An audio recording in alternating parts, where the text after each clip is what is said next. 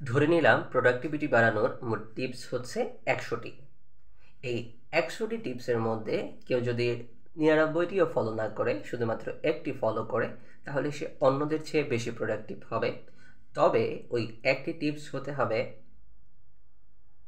তাড়াতাড়ি ঘুমানো, তাড়াতাড়ি ঘুম থেকে ওঠা। ছোটবেলায় সেই উক্তিটি মনে আছে? Early to bed and early to rise makes a man healthy, wealthy and wise.